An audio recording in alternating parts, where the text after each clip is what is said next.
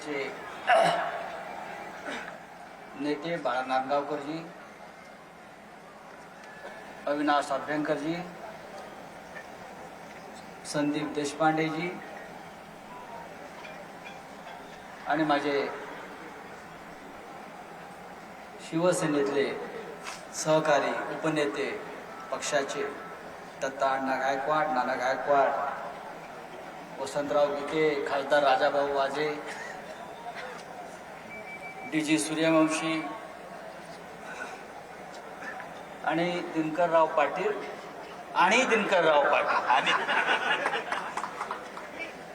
कारण आजच्या या संपूर्ण मोर्चामधलं जे हायलाईट होतं ते दिनकरराव पाटील तुमच्या तोंडून निघालं.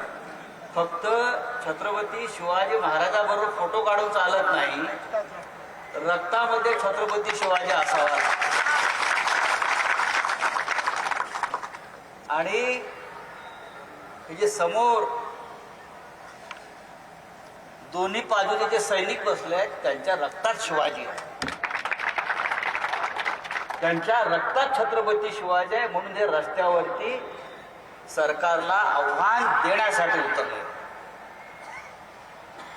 हा जनआक्रोश मोर्चा आहे आणि जनतेचा आक्रोश जेव्हा रस्त्यावर उतरतो तेव्हा काय होतं तर नेपाळ होतो, बांगलादेश होतो. हा इशारा देण्यासाठी हा मोर्चा. आता त्या शिंदे गटाचे लोक आयुक्ताला भेटायला गेलेत, मुंबई पोलीस आयुक्ताला, माझ्या विरुद्ध गुन्हा दाखल करा. का? त्यांचं म्हणणं आहे मी म्हणालोय महाराष्ट्राचा नेपाळ होईल. अरे झालेलाच आहे. नेपाळमध्ये लोक रस्त्यावर का उतरले?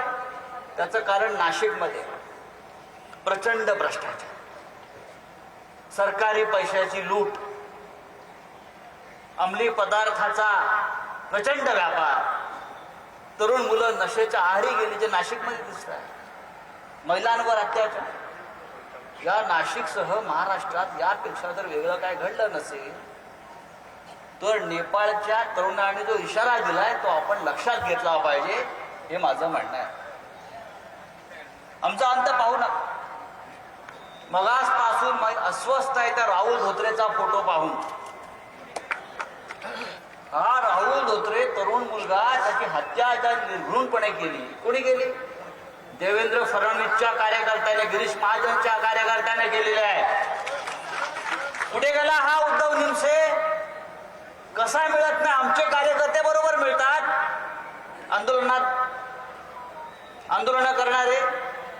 पण तुमचा एक नगरसेवक खून करून फरार होतो.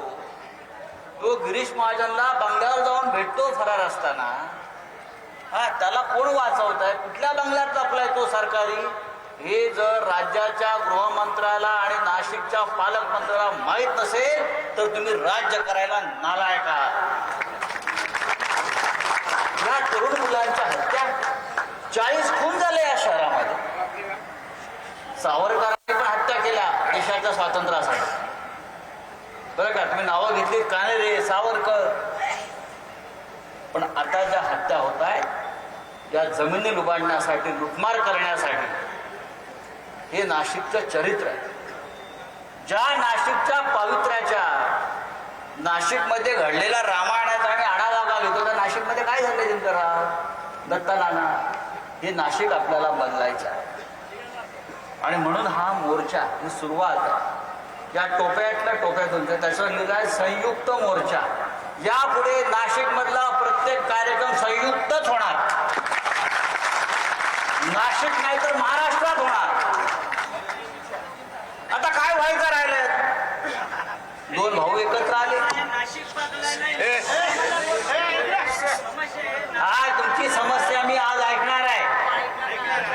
दोन महाराष्ट्राचे बंधू एकत्र आले, ठाकरे बंधू एकत्र आले, दोन नेते एकत्र आले आणि कार्यकर्ते एकत्र आल्यावर हा महाराष्ट्र यापुढे फक्त ठाकरेंच्याच मागे जाईल, हा सुद्धा नाशिकनं संदेश दिलेला आहे. फार मोठ्या संख्येने नाशिक रस्त्यावर उतरले, मी त्यांचा आभारी आहे. शिवसेना, महाराष्ट्र नवनिर्माण सेना यांचं कुळ आणि मूळ एकच आहे आणि आपल्या सगळ्यांचा मायबाप हा माननीय बाळासाहेब ठाकरे हाच आहे. त्याच्यामुळे आम्ही इतकंच सांगू, यापुढे तुम्हाला आमच्याशी सामना करताना खूप काळजी घ्यावी लागेल. नाशिकमध्ये गुंडगिरी, नाशिकमध्ये हनी ट्रॅप, मगाशी सगळ्या नेत्यांनी सांगितलं. हे चित्र बदलायचं असेल तर उद्याच्या महानगरपालिकेपासून आपल्याला सुरुवात करावी लागेल, परिवर्तन करावं लागेल. जिल्हा परिषदा येतील, नगरपालिका येतील. व्होट चोरी करून आलेलं सरकार आहे हे सुद्धा बोगस. नाशिकमध्ये हे 3-3, 4-4 आमदार शक्य आहे का जिंकणं? काय त्यांनी मोठी अशी क्रांती केली होती? चोऱ्या माऱ्या, व्होट चोऱ्या करून हे सरकार सत्तेवर आलं. इकडले आमदार निवडून आलेले त्यांना आपण घालवूच, पण त्याच्या आधी महानगरपालिका संयुक्तपणे आपण ताब्यात घेतली पाहिजे. मी वारंवार सांगतो, हे चित्र आपल्याला राज्याचं बदलायची जबाबदारी नाशिकपासून आपण सुरू करूया. मी पुन्हा एकदा या मंचावरील सर्व नेते आणि आपण सर्व दोन्ही बाजूचे कार्यकर्ते यांचं मी मनापासून आभारी आहे की या जनआक्रोश मोर्चातून फक्त नाशिकला नाही तर या राज्याच्या सरकार पुढे आपण एक आव्हान उभं केलेलं आहे आणि हे आव्हान टिकवण्याची जबाबदारी आपल्या सगळ्यांवर आहे. जय हिंद, जय महाराष्ट्र.